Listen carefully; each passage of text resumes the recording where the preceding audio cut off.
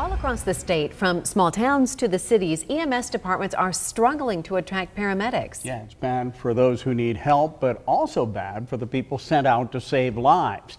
KCCI Chief Investigative Reporter James Stratton continues his series, Essential, investigating Iowa's EMS problems. And Steve and Stacy, paid and volunteer numbers are both dropping to the point where 14 departments closed in the last 2 years. But it's not just small town departments feeling the pinch.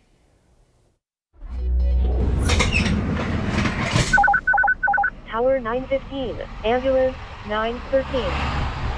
The calls Ambulance 213, motor vehicle collision. are constant. Our ambulance will lift you right in. No matter where you are in the state, from West Des Moines to Van Meter to Tripola to Des Moines. 03's on scene. But the number of EMS workers to respond to them We'll be responding to that. is dwindling. EMS is a tough sell. Paid or unpaid staff. I don't know of anybody that's got an abundance of volunteers. Across the country, turnover is about 20 to 30% annually, according to the American Ambulance Association.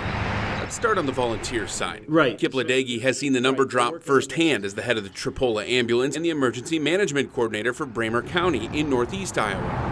Bremer County, like most of the small counties in the state of Iowa, especially the rural counties that depend on volunteers, we're struggling. Struggling so much, Tripola Ambulance has one volunteer who helps with coverage of 40-plus hours a week, while the other volunteers work their day jobs. There's usually never anybody other than me around. Steve Hill is that one volunteer. He retired from Nestle after 25 years. Now he has a full-time volunteer job for the ambulance service. 7 years of being retired and then being here during the daytime. You just sweat bullets when he's gone. Because who's going to pick up the slack? If the city of Tripola and Tripola Ambulance Service did not have Steve around, I would not be surprised if we would be forced to close during the day or to hire somebody to come in. While Steve may sound like the Tripola daytime guardian angel, his story is common in the state. Small-town ambulance services are struggling to get volunteers.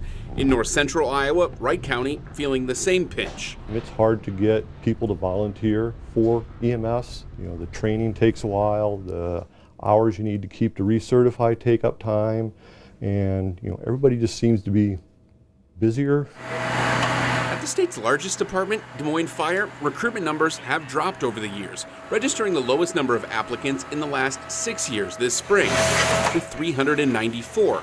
Which is about a third of what they once were. Correct. According to Percy Coleman, Chief of Operations at Des Moines Fire. Over time, we've seen our applications, drop. Traditionally, there was a time we had a hiring process, we would have 1,200 applicants. These applicants are for firefighting positions. Des Moines runs EMS through its fire department, so every firefighter must become a paramedic and has the chance to work on an ambulance if they want. We're competing with the other agencies in the metro area, and we're competing against agencies across this country.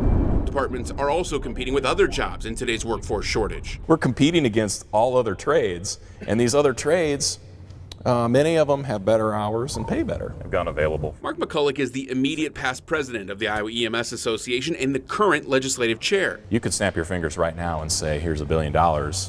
We still aren't able to provide statewide EMS coverage because we don't have the people.